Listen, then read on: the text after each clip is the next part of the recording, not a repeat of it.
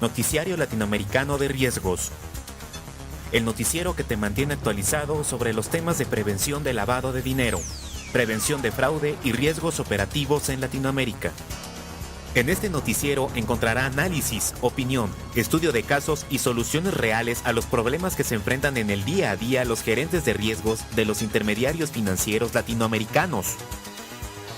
Nuestra realidad desde el punto de vista del control de riesgos operativos. Síguenos en Facebook, en Twitter y en nuestra página de internet www.migueltenorio.com.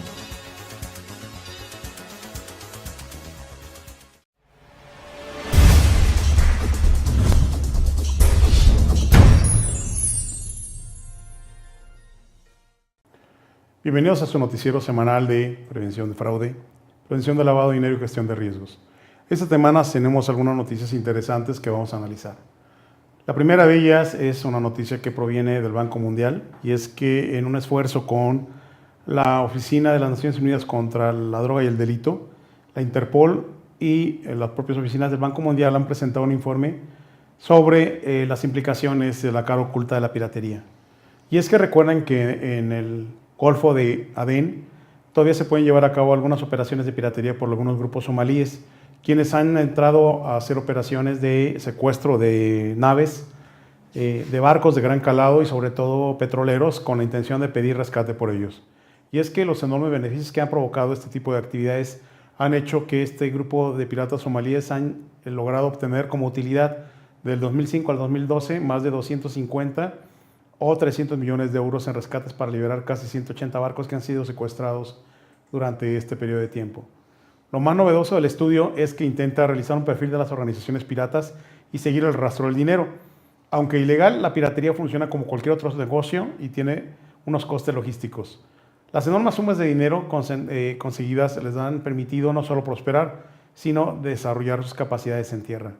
Entre los negocios legales destacan el sector inmobiliario, el turismo, el petróleo, el comercio, una planta de efectos estimulantes muy popular en el Cuerno de África y que no está regulada en Kenia, por lo que resulta particularmente sencillo lavar dinero a través de su compraventa. En el apartado de actividades ilegales, la diversificación del negocio es la mayor e incluye tráfico de armas, financiamiento de milicias, tráfico de personas y contrabando. Stuart Gicona, especialista financiero del Banco Mundial, considera que la piratería no es solo una amenaza de estabilidad y de seguridad, sino que tiene el poder de corromper la economía regional e internacional. Por su parte, Tofik Murchudlu, de la sección del crimen organizado de las Naciones Unidas, alerta que si bien la comunidad internacional está ganando la batalla con las piratas del mar, no debe descuidarse la lucha en tierra. Las enormes sumas de dinero conseguidas por los piratas y el hecho de que no ha sido ni ha habido ningún problema para moverlo y reinvertirlo, les ha permitido no solamente prosperar, sino desarrollar sus capacidades en tierra. Se calcula que la piratería tiene un impacto de unos 13.200 millones de euros en la economía mundial por el aumento de los precios del transporte marítimo. Aunque el número de secuestros se ha reducido en forma importante, este año en Somalia solamente ha habido 2 gobiernos y navieras gastan en cantidades importantes de dinero para proteger las principales rutas del comercio. El Golfo de Adén, que el pasado obligado para todos los miles de barcos que cubren la ruta marítima entre Europa y Asia y se dirigen al Canal de Suez, cuenta desde hace años con una misión naval internacional dedicada exclusivamente a escoltar convoyes de barcos y responder a los ataques de piratas somalíes. El informe, que centra en el área de influencia de los piratas de Etiopía, Kenia, Seychelles, Somalia y de Djibouti, pero también revela los vínculos financieros que pasan por Arabia Saudita y llegan hasta Europa o Estados Unidos. Así lo refleja en el estudio, en donde se hizo un comparativo referente al dinero que se lleva después de un rescate. Los piratas de rango inferior reciben un salario estándar que varía de los $30,000 a los $75,000, que viene a ser entre el 0.01% y el 0.25% del importe del rescate. El rescate en promedio asciende a $2.7 millones, unos 2 millones de euros. Los piratas inversores son los principales beneficiarios. Los que financian una operación de piratería pueden quedarse entre el 30 al 75% del rescate. Estos financieros son desde expolicías, militares, traficantes de CAD, pescadores, antiguos hombres de negocios o funcionarios. Si el pirata es el único inversor, puede llevarse hasta el 75% del dinero. La comunidad local es otro beneficiario del esquema de la piratería, y es que los proveedores de material y productos como para los piratas, desde droga, comida, prostitutas, Cuando un barco llega al puerto, un equipo se incorpora, todo se anota, cada bebida o transacción. La suma final se deducirá cuando se reciba el dinero del rescate. El inversor paga lo que debe a los negocios locales. Mucha gente no se implica directamente con la piratería, pero hacen mucho negocio, dinero sucio, obviamente, con operaciones que llevan a cabo con estos. Luego tenemos el otro bloque que recibe un porcentaje importante de los beneficios, son las milicias rebeldes. En algunos casos se realizan pagos a milicias locales que controlan puertos, como el acuerdo que se llegó con Al-Shabaab en Haradere, donde los piratas comparten el 20% de los rescates con la milicia. Una operación típica cuenta entre 3 y 5 inversores. También las áreas somalíes, los que viven fuera del país, se les arregla para financiar la piratería. Desde luego, tienen dinero en efectivo dentro de Somalia y con esto pueden hacer operaciones de blanqueo de capitales. Otro punto importante es que los Emiratos Árabes Unidos son los principales puntos de tránsito y destino de los recursos como parte del botín. Todos estos recursos están siendo invertidos, están siendo utilizados para lavar dinero y obviamente se le está dando el seguimiento. El porcentaje es una distribución importante entre todos los que participan y la inversión que se está llevando a cabo con estos recursos que provienen de la piratería incluye el transporte, los servicios financieros, hoteles, restaurantes, las milicias, corrupción hacia el gobierno local, fábricas, también hay unos esquemas de inversión en agricultura, obviamente también el tema de drogas y el negocio de importación y exportación, en donde se sirve para blanquear las grandes cantidades de dinero que se han sido depositadas o pagadas por el rescate de los barcos. Interesante.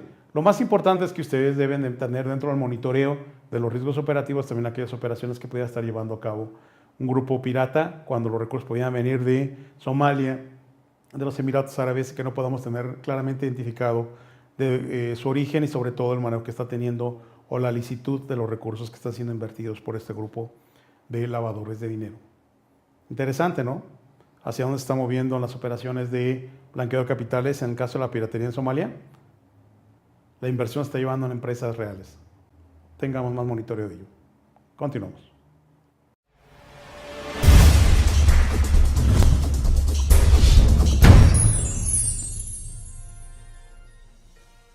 Un informe que viene referente a un reporte de la secrecía. En el resultado del 2003, Tax Justice Network publica su Financial Secrecy Index en el 2013 y Suiza vuelve a ser un año más y sin sorpresa el territorio fiscal y financieramente más opaco del mundo. Pero en la lista le siguen países que no son tratados como tales. Tax Justice Network, una red de la ONG, publicó esta semana su Financial Secrecy Index que mide el secretismo del sector bancario y fiscal en el planeta en las condiciones políticas, donde tienen otras listas como el de la OCDE. El informe estima que en los paraísos fiscales hay entre 21 y 32 billones de dólares y cada año se mueven entre 1 y 1.6 billones de forma ilegal. Tras Suiza, la lista del secretismo financiero aparece Luxemburgo, Hong Kong, las Islas Caimán, Singapur, los propios Estados Unidos, Líbano, Alemania, Jersey y Japón, y los territorios controlados por Londres como Jersey, Man, las Islas Vírgenes, Bermudas o Gibraltar. Se contratan como uno solo, el Reino Unido será el primer paraíso fiscal del mundo. La lista latinoamericana la encabeza Panamá, que aparece en el puesto 11, le sigue Brasil en el 29, Uruguay en el 30, Dominicana en el 42, Costa Rica en el 46 y Guatemala en el 51. En la lista solo aparecen 82 países. El índice también muestra como un mito que los pequeños territorios caribeños, asiáticos o del Canal de la Mancha como centros mundiales del secretismo financiero. En realidad son solamente en parte, porque en los 10 primeros aparecen la primera y la tercera en la cuarta economías del mundo, Estados Unidos, Japón y Alemania respectivamente. El informe también muestra cómo estos territorios drenan recursos financieros de los países más necesitados. Asegura que por cada dólar de ayuda al desarrollo que va desde países de la OCDE a los países pobres y en desarrollo, estos pierden $10 que se fugan hacia los paraísos fiscales de otros países de la OCDE y que los territorios offshore que estos controlan. Esta red, la ONG Tax Justice Network, cuenta también con paraísos fiscales que se han convertido en una industria gigantesca y además competitiva entre ellos. Grandes bancos, firmas internacionales de abogados y consultorías compiten entre sí para ofrecer a sus clientes las mejores estructuras financieras, es decir, las más opacas, las que guardarán bajo 7 llaves sus dineros secretos para que el fisco de sus países no las alcancen. ¿Cómo colaborar a los países dentro de esta lista? Las preguntas que se hace la ONG para poder responder es, primero, ¿quién es el verdadero propietario de un bien? Segundo, ¿qué grado de transparencia tienen las empresas? Tercero, ¿es eficaz la regulación financiera y fiscal? Y cuarto, ¿el país entrega las informaciones financieras y fiscales que le piden otros países? Además, el informe añade que el comportamiento fomenta la corrupción y distorsiona los mercados y las inversiones. El capitalismo, aunque atrae dinero en forma muy poco eficiente porque la mayoría de la plata no se utilizada para inversión productiva, y recuerda que no solamente es un problema de los países pobres que sufren fugas de capitales, sino también para los ciudadanos de los países más ricos, que deben sostener con sus impuestos el gasto de sus gobiernos. El texto asegura además que las supuestas luchas de organismos como el Grupo de los 20 para poner en fin a los paraísos fiscales son poco más que papel mojado, porque los países que dominan estos organismos y que deben escribir las reglas son los mismos que, dada su opacidad financiera y fiscal, funcionan como paraísos fiscales. Este estudio, el informe reconoce que desde el 2011 ha habido algunas tendencias positivas y en el seguimiento de la información que está presentado por la OCDE. Sin embargo, es de llamar la atención que algunos de los países que están acusando o están empezando a buscar colaboración a nivel internacional con el caso de Estados Unidos con el tema de FATCA, también son opacos y son los principales beneficiarios de la opacidad con la cual está llevando a cabo esta información. El informe y los resultados del mismo pueden encontrarlo en nuestra página www.migueltenorio, que está a su disposición, solo deben de registrarse, es de acceso gratuito y pueden tener acceso a toda la información. Interesante, el tema es, ¿realmente son transparentes? ¿La opacidad es un modelo normal dentro de los gobiernos? Es un tema que debemos de analizar desde el punto de vista oficial de cumplimiento. Los invito a que bajen la información y analicen realmente cuál es la posición que tienen los países en los cuales llevan operaciones en temas de opacidad. Recordando que esta información no es una información oficial, sin embargo son indicadores del grado de colaboración internacional que se tiene para compartir la información. Interesante, ¿no? Continuamos.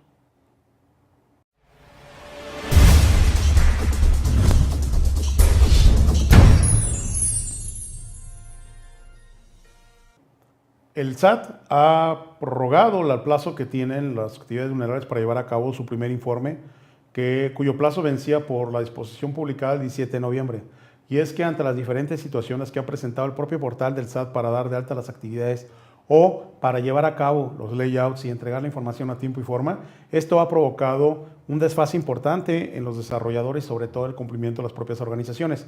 También es mencionar que muchas organizaciones no han dado la importancia al tema y, por ejemplo, en el caso de los notarios, de los 3,000 que había registrados o que a nivel nacional se tiene contabilizados, solamente 476 habían hecho su registro hasta el día viernes de la semana anterior, esto es hasta la fecha límite para mandar el primer reporte, y solamente 111 habían obtenido su registro con la retroalimentación de la propia autoridad. Obviamente, esto está prorrogándose el plazo, a nuevo plazo que está siendo reportado, es para el próximo 15 de diciembre, como fecha para poder llevar a cabo el siguiente reporte. Es el 17, pero al ser un día inhábil, bueno, pues se recorre al día 15 de diciembre. Entonces, deberemos de presentar la información referente a la plataforma y sobre todo dar cumplimiento a todo el monitoreo de las operaciones que se tiene. Hay que recordar que en estos grupos vulnerables existen los notarios, los corredores, los agentes aduanales, la gente que lleva a cabo operaciones de poder en organizaciones que no tienen una relación laboral y otros organismos que son obligados a partir de ahora, como los joyeros inclusive. Interesante. ¿Cuántos clientes tienes que hacen actividades vulnerables? Tú como oficial de cumplimiento de una entidad financiera, ¿ya modificaste tus manuales? ¿Ya incluiste el tema del monitoreo para este tipo de operaciones? ¿Qué requisitos le vas a pedir? ¿Les vas a exigir que cumplan con la legislación local o no? ¿Cada cuándo los vas a monitorear? ¿Cómo vas a actualizar su información? Todas estas preguntas son importantes para el desarrollo de tu actividad como oficial de cumplimiento. El tema es, ¿realmente están llevando a cabo su proceso de adecuación? El tiempo se vence, el tiempo se acaba. Esperamos que todos estén dando cumplimiento a este esquema. Los invitamos a que si tienen alguna duda, nos hagan llegar sus correos a nuestra página www.migueltenorio.com y obviamente obtendrán la información que requieran para dar cumplimiento cabal a sus obligaciones. Interesante. Continuamos.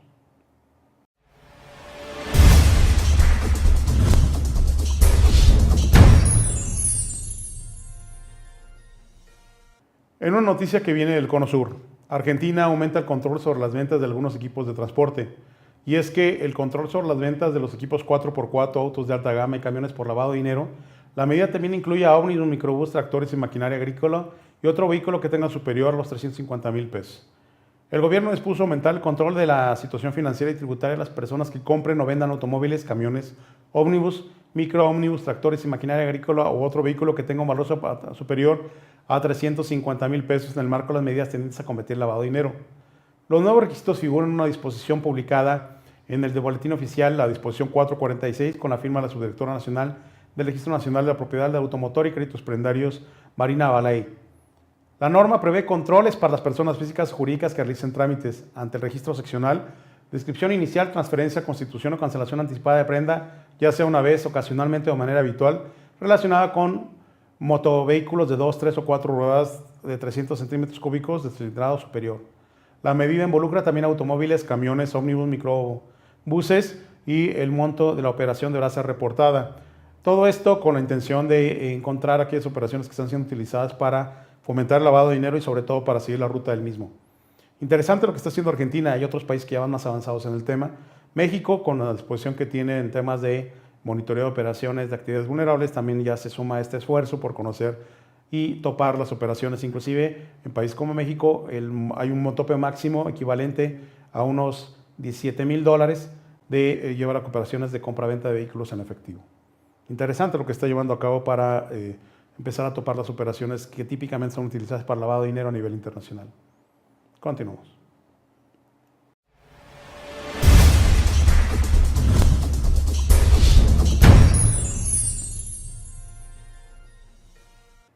En una noticia que viene de Suiza, este país ha dado marcha atrás a facilitar investigaciones fiscales a partir del caso de datos robados. Y es que en noviembre será un mes determinante para calibrar los esfuerzos de Suiza, uno de los baluartes del secreto bancario, en subirse al tren de las nuevas normas internacionales contra la evasión de impuestos y los flujos del dinero ilícito. La OCDE publicará a final del mes una nueva calificación de países según sea su política contra la opacidad financiera, una fotografía que amenaza con dejar en mal lugar a Berna. El Ejecutivo suizo se había planteado incluso autorizar en determinados casos la colaboración con otros países a partir de datos robados de cuentas bancarias suizas, pero las divergencias en el seno del Consejo Federal han frustrado el proyecto y, al parecer, va a echar poco probablemente a andar este proyecto. Los datos robados por empleados de bancos suizos y puestos a disposición de las autoridades de Estados Unidos y varios países europeos han permitido descubrir a miles de evasores fiscales y han desencadenado acciones judiciales, sanciones y regulaciones multimillonarias. En estos casos, la lista suministrada por el informático Hervé Falsini y los CD vendidos en Langers alemanes son los más notorios. Suiza se negaba en redondo a colaborar con todas las peticiones de colaboración de otros países, pero el Ministerio de Finanzas había abierto la puerta a algunas excepciones, tal y como lo informó a un grupo de periodistas españoles en un viaje organizado por el Ejecutivo suizo.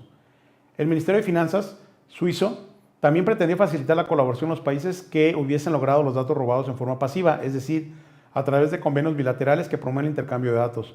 Fue así como, por ejemplo, España tuvo acceso a la lista Falsini suministrada en el caso por Francia. El Consejo Federal, tomado por 7 miembros de 5 partidos distintos, cerró de golpe esa puerta a mediados de octubre, cuando talló el diario Le Temps. El Ejecutivo suizo tuvo que dar marcha atrás ante las críticas de los partidos conservadores, del Tribunal Administrativo Federal y de las asociaciones económicas y bancarias. Y es que en este tema también hay que recordar que en días anteriores en países se dio a conocer una página de internet que estaba siendo administrada de Suiza, en donde podrías encontrar listas y personas que tenían cuentas abiertas en Suiza. Esto se llamaba buscandodatos.com. Esta página ya fue cerrada en México por la Procuraduría General de la República y ha bloqueado todo acceso a información que haya sido obtenida de una manera ilegal. Y es que recuerden que en algunos países como en México hay una ley federal para la protección de datos de particulares en posesión de terceros. Por lo tanto, esta información no puede ser divulgada y deberá ser controlada de manera fehaciente por aquellos que la tengan en su poder. Esto ha provocado un tema delicado y que algunos gobiernos han inclusive iniciado algunos detalles a nivel burocracia internacional para determinar el origen de estos recursos, sobre todo prohibir en todas las jurisdicciones que la información que haya sido obtenida de una manera dolosa o con algunas argucias legales de algunos países pueda estar disponible para consulta en la página de internet. Todo esto conlleva a la seguridad, inclusive en países donde tenemos una alta siniestralidad en temas de seguridad personal, como el caso de México en la actualidad, y obviamente la protección de estos datos deberá ser un interés no solamente del gobierno mexicano, sino también de los particulares. Interesante lo que está desarrollando. La pregunta es, ¿tú como oficial de cumplimiento estás manejando de manera ética la información que obtienes para hacer tus investigaciones? ¿Estás firmando las actas de confidencialidad? ¿Estás manejando ¿Estás manejando de manera adecuada tu convenio de confidencialidad y la secrecía y sobre todo la custodia de la información que has manejado en tus redes? ¿Qué tan blindado estás al hecho de que se pudiera ser robado? ¿Cómo está tu seguridad de la información? Son temas interesantes que deben de preocupar a cualquier oficial de cumplimiento debido a que, recuerden, legalmente son los responsables de la custodia de la misma. Interesante, ¿no? Continuamos.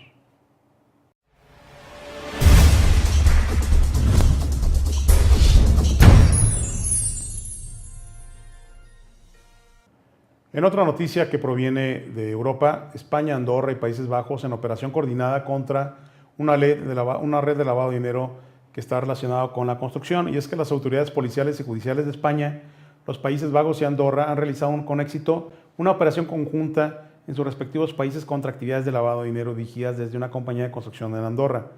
La policía española ha practicado 2 detenciones mientras que otra persona fue detenida en Andorra en el marco de la operación conjunta lanzada por 3 países este miércoles bajo la coordinación de la Agencia Europea de Coordinación Judicial, según lo ha informado el organismo europeo. Las autoridades de los 3 países registraron 11 viviendas en total, incluida Alicante y Málaga, en el caso de España, unos 60.000 euros en dinero metálico y un número de vehículos de lujo y viviendas, incluida una mansión valorada en más de 6 millones de euros, han sido incautadas en España y Andorra. Varias cuentas bancarias también han sido congeladas. La policía holandesa, por su parte, llevó a cabo registros de vivienda en Ámsterdam, Diemen, Tuil y Duvenberg, donde se incautaron 2 armas de fuego y una gran cantidad de registros financieros de la red. El centro de las actividades de lavado de dinero, una compañía de construcción en Andorra, que invirtió a gran escala en proyectos del sector. Unos 16 millones de euros fueron depositados en varias cuentas bancarias de Andorra, la mayor parte proveniente de un narcotraficante holandés que fue asesinado en España en el 2008, según se ha informado en las fuentes judiciales. Aquí el tema es recordar que las tipologías de lavado de dinero tienen que ver con el sector de la construcción, el cambio de propiedad de los sectores y bienes inmuebles, y obviamente ustedes deberán tener conocimiento de todas las operaciones que se llevan a cabo en estos sectores para determinar su grado de riesgo y no verse involucrado en un tema reputacional con este esquema de lavado de activos. Interesante, ¿no? Continuamos.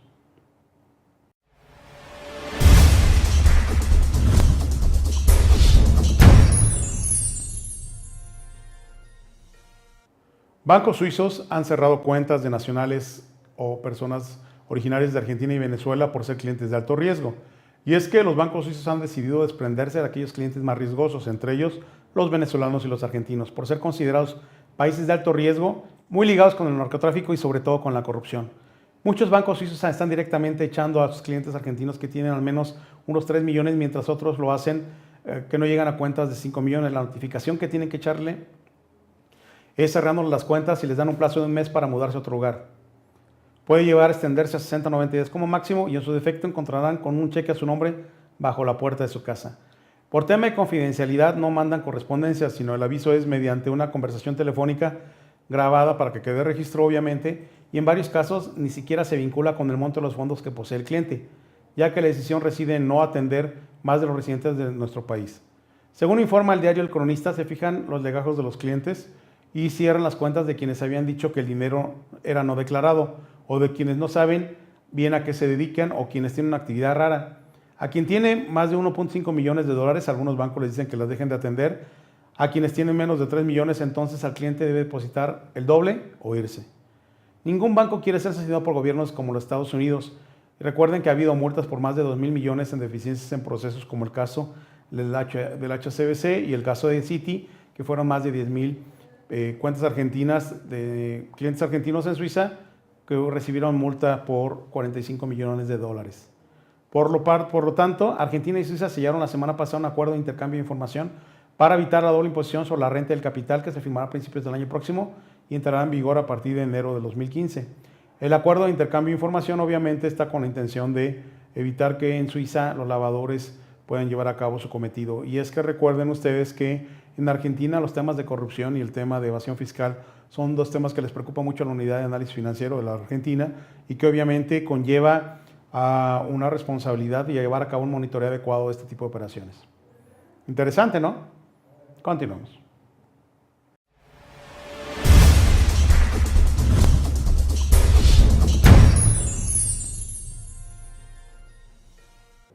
El cibercrimen es la principal amenaza en la actualidad para los bancos a nivel mundial, y es que la seguridad informática está en boca de todos en la actualidad. hasta llegar a ser el tema principal de las preocupaciones de los principales bancos. Y es que existen 10 amenazas que han sido afectadas o han sido detectadas por a los bancos en donde se están llevando a cabo las operaciones que los llevan a cabo. Por ejemplo, el primero, control de los dispositivos móviles. Y es que el libre acceso a dispositivos móviles personales de los empleados de la red corporativa puede vulnerar la seguridad en el tema, porque tienen acceso a información y podrían estar fotocopiando, sacando información mediante estos medios. Segundo, focalización en ejecutivos de seguridad. Quienes manejan el área de seguridad son blanco de ataques por grado y confidencialidad de información que manejan. Obviamente, si hackean la cuenta del titular de la seguridad en un banco, podrían tener acceso a los registros que él tiene referente a los accesos y los datos que se quedan grabados por algunos navegadores en temas de password y códigos de acceso. También el bajo control de redes sociales y amenazas cibernéticas personales son temas que ocurren en Facebook, LinkedIn, Twitter. Son las redes sociales preferidas y obviamente esto puede provocar una vulnerabilidad al sistema de información. El malware, también el software del código malicioso tiene que tener cuidado porque se puede infiltrar en las redes. El espionaje digital, la fuga de datos puede suceder desde lugares obvios como el robo de equipos. Bajos niveles de seguridad en computación en la nube. Este nuevo paradigma de tener todo en la nube también podría provocar algunos temas, obviamente, de vulnerabilidad en las redes de información. La interconexión y propagación de la información, la conectividad y propagación de la información son un riesgo enorme para las entidades bancarias. Pese a esto, el canal electrónico sigue en auge dentro de las instituciones financieras, sin embargo, deben tener los bancos un especial cuidado de él. El malware de día cero y ataques organizados es una combinación tentadora de un atacante. El software se ejecuta sin el consentimiento del usuario y pudiendo elegir el blanco en qué momento y qué tipo de transacciones puede monitorear.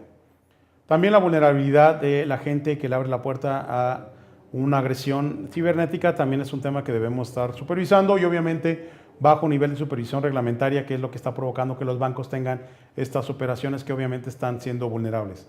Hasta dónde ustedes como oficial de cumplimiento están verificando la protección de los datos, hasta dónde también el fraude interno está dentro de su monitor, cómo es que el ciberfraude puede acosarnos o puede vulnerar nuestras actividades de prevención de lavado. Son temas que debemos de tener claros y sobre todo establecer mecanismos para evitar que nuestra organización sea utilizada en estos términos. Interesante, ¿no?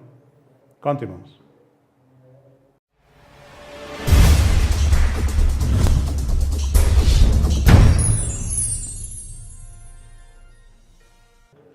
Agradecemos su atención a este noticiario semanal.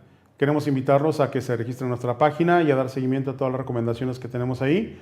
Hay capacitación en temas de actividades vulnerables. Los invitamos a que se registren y a que le den seguimiento a toda la información que estamos poniendo a su disposición de manera gratuita. Gracias por seguirnos. Recuerden que tenemos canales de comunicación y sobre todo invitarlos a que se mantengan con nosotros. Muchas gracias y hasta la próxima.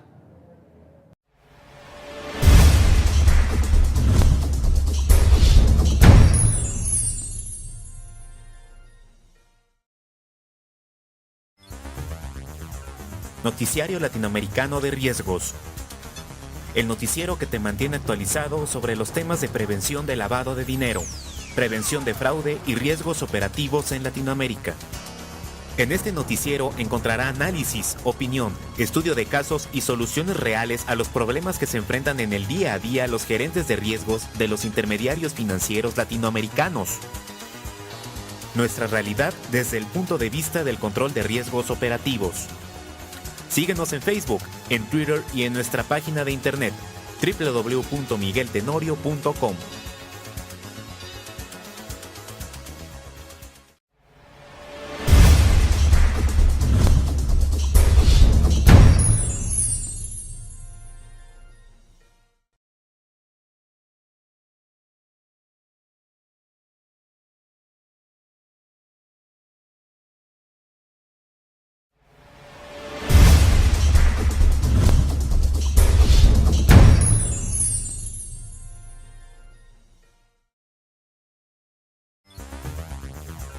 Noticiario Latinoamericano de Riesgos.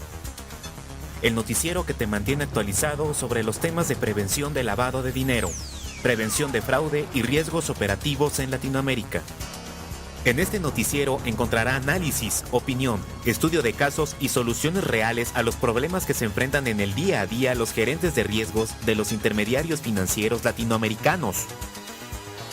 Nuestra realidad desde el punto de vista del control de riesgos operativos. Síguenos en Facebook, en Twitter y en nuestra página de internet www.migueltenorio.com. Turismo, el petróleo, el comercio, una planta de efectos estimulantes muy popular en el Cuerno de África y que no está regulada en Kenia, por lo que resulta particularmente sencillo lavar dinero a través de su compraventa.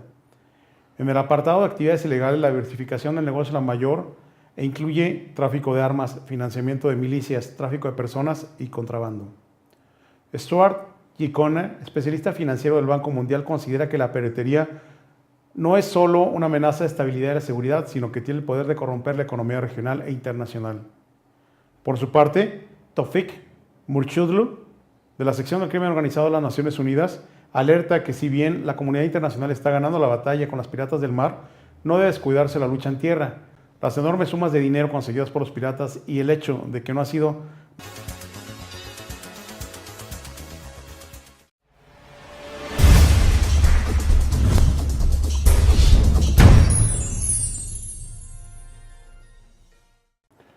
Bienvenidos a su noticiero semanal de prevención de fraude, prevención de lavado de dinero y gestión de riesgos.